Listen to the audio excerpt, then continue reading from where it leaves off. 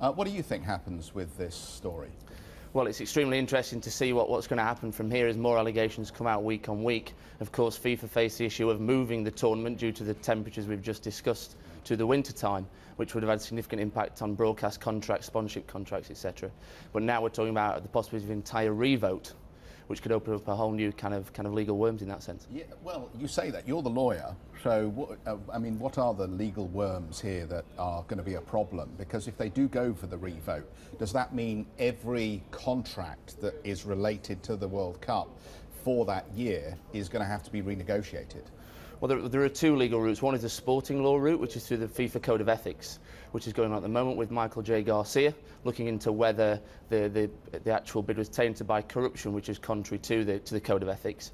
But also, as you said, there's the commercial element, and if it were to be moved away from Qatar, there would be possibly a process of arbitration by which they've already tried to distance themselves from Mohammed bin Hammam, and they would say that their bid should not be tainted by his actions as a sort of rogue agent. But fundamentally, commercial contracts that are tainted by any sort of corruption generally are then void. Does that explain why we've now seen many of the commercial sponsors actually come out and talk about this? Because normally they're incredibly reticent to go on the record on any of these issues. But there is clearly some concern now about the status of the contracts, given this ongoing probe into the legality of what's taken place already.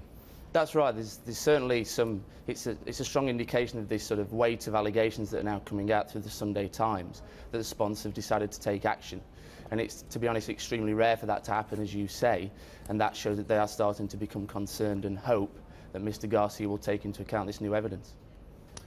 Jonathan, wade on in. Have you got a line on this one?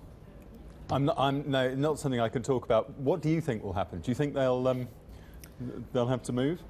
Well, it will all depend on what Mr. Garcia says in his report. Unfortunately, there are reports that he will not consider the new evidence. I think that would be surprising of a man of his standing and his position that he wouldn't, because obviously that compromises his sort of independence on the vote. But the revote isn't a power available to the Ethics Committee, but they could recommend that to FIFA more widely, and given the sponsor pressure and indeed political pressure, that may be the only option that's left.